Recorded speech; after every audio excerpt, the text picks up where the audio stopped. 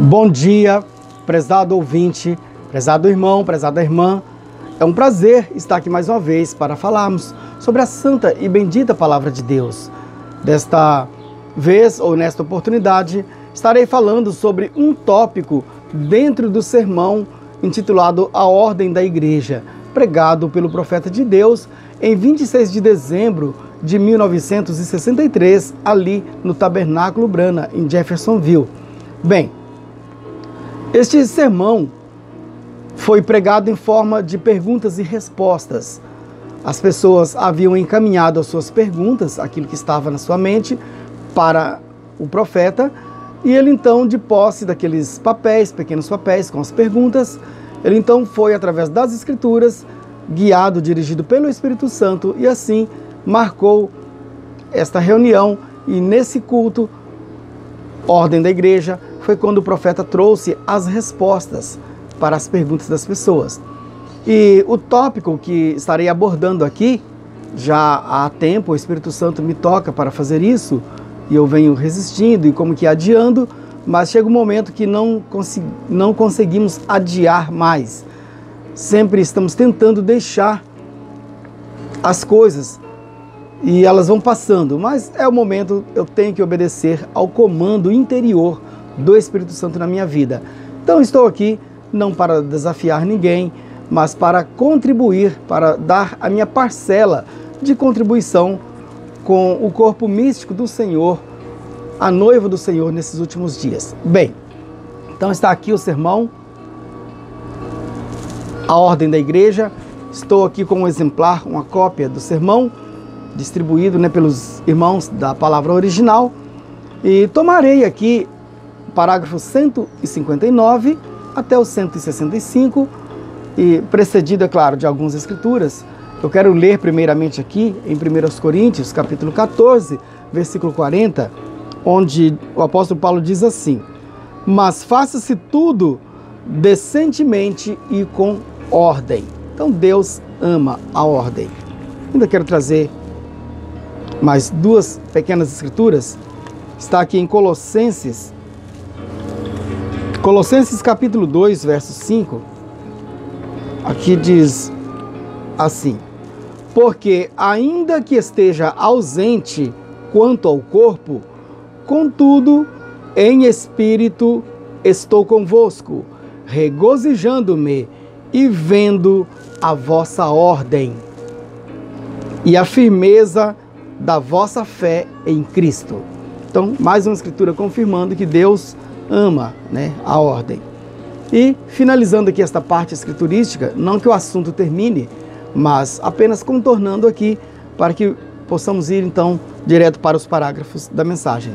No livro de Tito, capítulo 1, verso 5, a parte A, ou a primeira parte do versículo 5. Claro, vou ler o versículo 5 completo, mas entra para a nossa meditação a ênfase na parte A.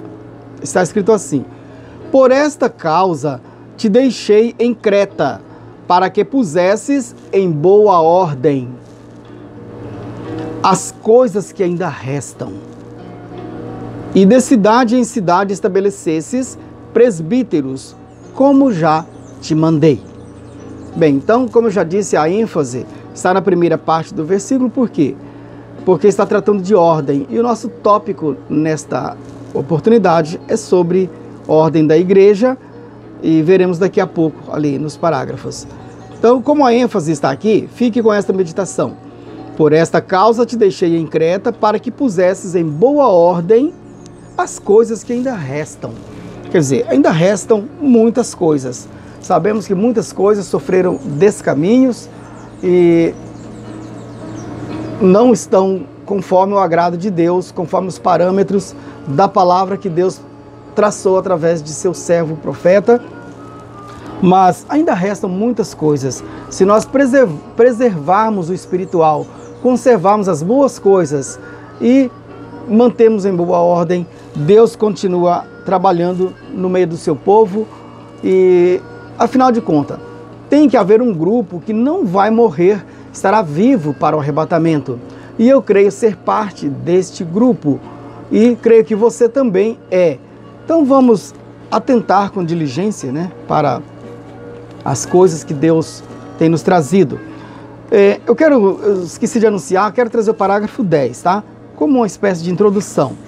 Eu bem gostaria, né, eu tenho estudado aqui todo esse prefácio, esse início na mensagem, e dá vontade de ler tudo.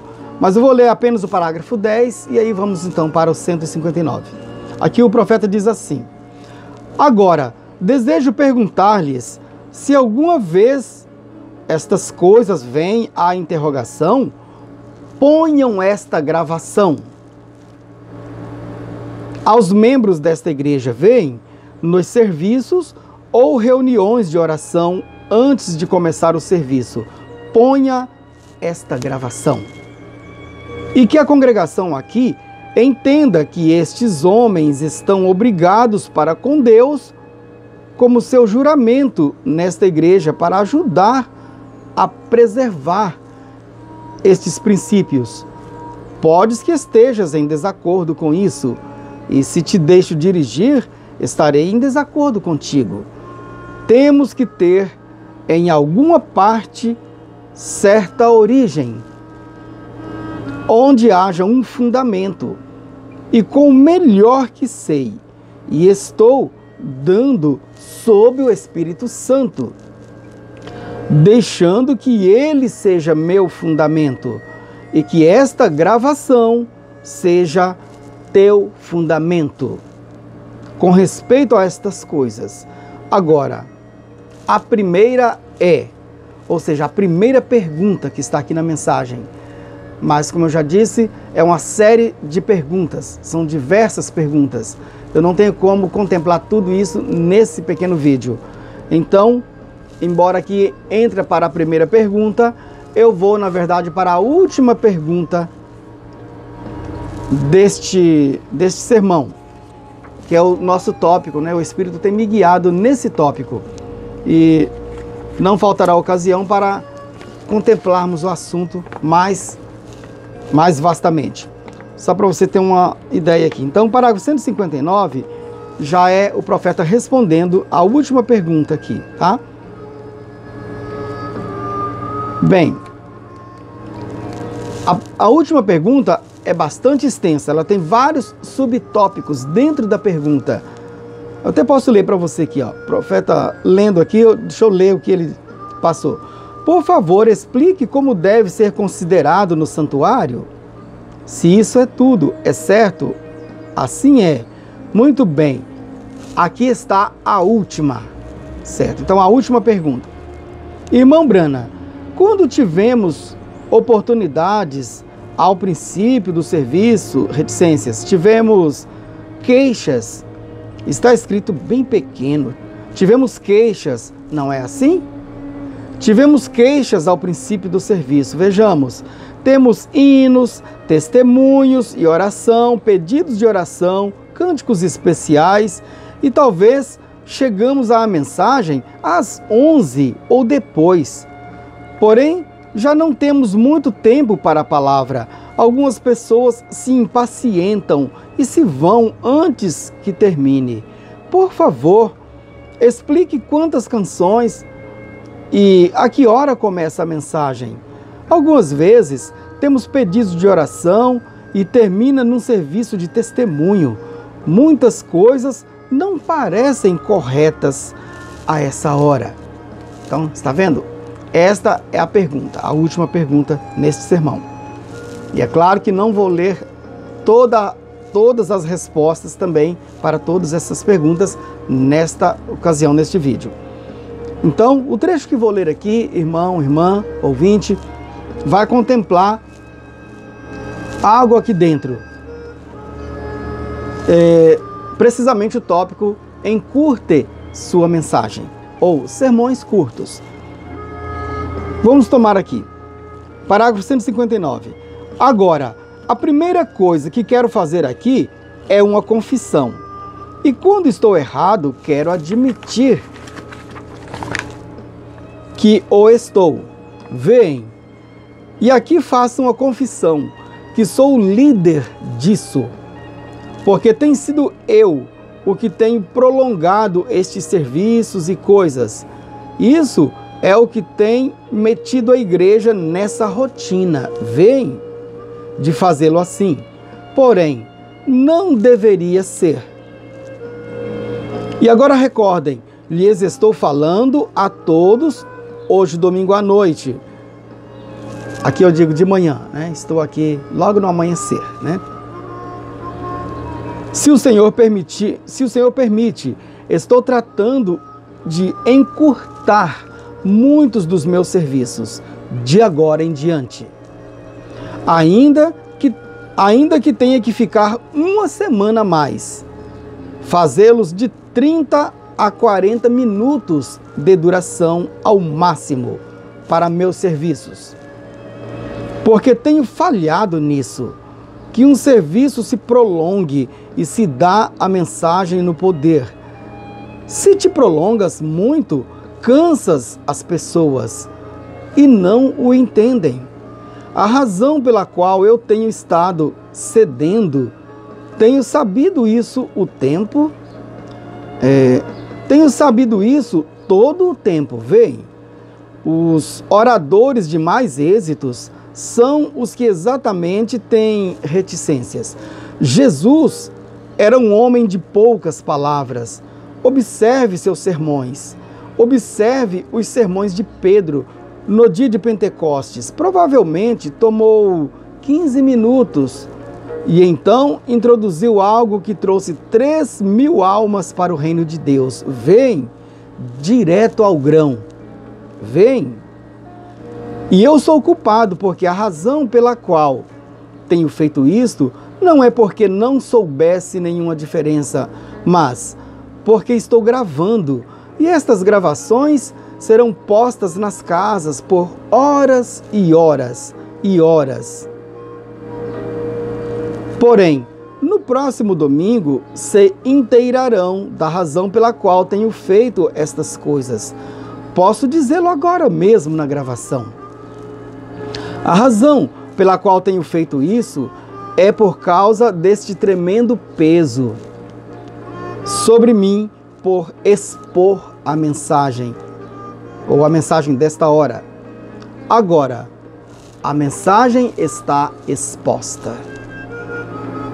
Agora, só usarei 30 minutos ou algo como isso depois do 1º do ano, em meus serviços, onde quer que vá, e tratarei de preparar o relógio para 30 minutos, e não mais que 40 ao máximo. Introduza a mensagem e faça o chamado de altar ou o que fores fazer. Ou chame a fila de oração e não tome tanto tempo, porque esgota as pessoas. Eu sei isto, porém notem aqui, creio que neste ano nenhuma dezena de pessoas se tem levantado para se irem, e algumas vezes lhes retenho aqui por 2 ou 3 horas. Isto é certo, porque tenho estado gravando estas fitas que irão por todo o mundo, veem? E as pessoas se assentam por horas e atenderão a isso. E os ministros e assim sucessivamente, Alemanha e Suíça, África, Ásia e todo lugar, veem? Porém, vejam, para o santuário, para a igreja, está bem se estás gravando uma fita e tens uma gravação de 2 horas. Gravas uma mensagem de 2 horas. Porém, se não estás gravando uma fita para isto como isso, encurte sua mensagem. Vem, encurta nossa mensagem. Lhe direi o porquê. Algumas se detêm facilmente, outras prolongadamente. Dessa maneira, e tens que ser uma média entre isso. E agora, muitas vezes, arruinamos nossos serviços com testemunhos que molestam. Sei que sou culpado de fazê-lo. E quando costumava ter serviços na rua, algum irmão se põe de pé e oferece oração e ora pelo prefeito da cidade, pelo governador do estado, pelo presidente da nação e por todos nesta forma, e por todos por todos os pastores ao seu redor, aos que conhece um por um, e pela irmã Jones, que está no hospital, e coisas como essas, e as pessoas de pé caminhando pela rua. E então notem, elas se vão, veem, você ou vocês os cansa. Agora o último parágrafo, aqui, 165. Vejam, a coisa mais importante é que tuas orações longas sejam em secreto. Entre em seu quarto secreto e feche a porta. Aí é onde podes orar todo dia, toda a noite ou 2 horas. Ora aí. Porém, aqui, onde tens a atenção das pessoas, encurte tua oração, ou encurta tua oração e faça-a rápida. Tome a maior parte do tempo do serviço para a palavra. Essa é a coisa mais importante. Pregue a palavra tão forte quanto possas. Vem, leve a palavra às pessoas. Que Deus te abençoe.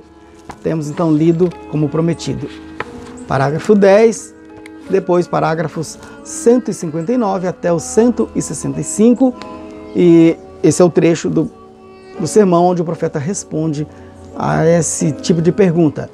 E os outros desdobramentos, né, as partes que estão contidas no todo desta pergunta, fica então para próximos vídeos, próximas oportunidades. E ore a Deus, porque a noiva tem tomado posição e o último eleito tem que estar em posição também para o arrebatamento suceder. Estamos nesse preparo para isto. Que Deus te abençoe, no nome do Senhor Jesus Cristo, e até a nossa próxima oportunidade.